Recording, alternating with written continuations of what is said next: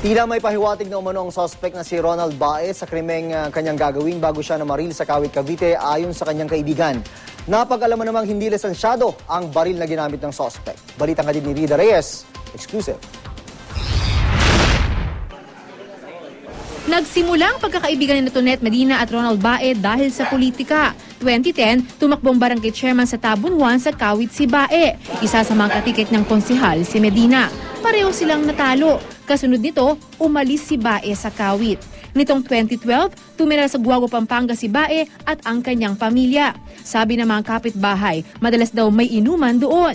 Pero di rin lingid sa kanilang kaalaman na may problema ang mag-asawa. Yung mga anak niya, lagi sila nakalaro ng mga apo ko. Minsan, nagkukwento.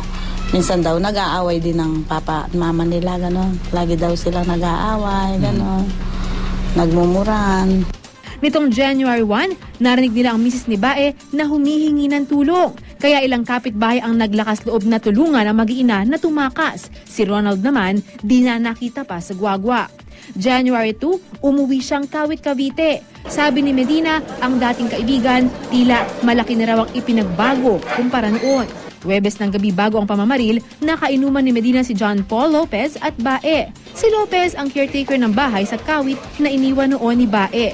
Sabi ni Lopez, ilang beses na rin daw niyang nakita si Bae na gumamit ng droga. Nag-drugs din daw si Bae, Huwebes ng gabi. Suspect na ang turing ngayon kay Lopez na umaming napilitan siyang maging tagabigay ng bala kay Bae habang isinasagawa ang pamamaril.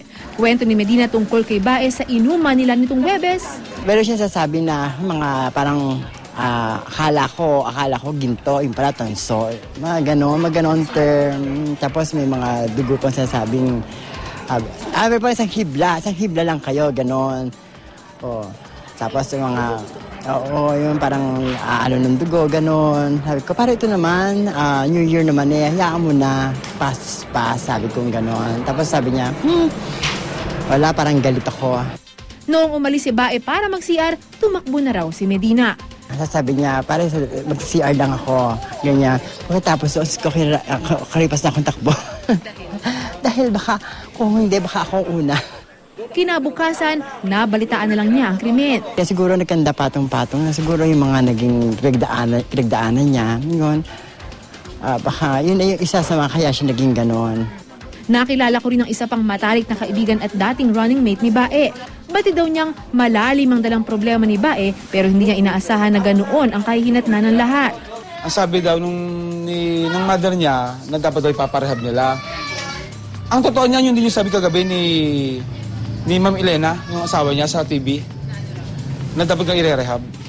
Pinuntahan pa raw siya ni Bae sa bahay sa kasagsagan ng pamamaril. Naglalaro noon sa bakuran ang dalawang batang pamangkin na binaril din ni Bae.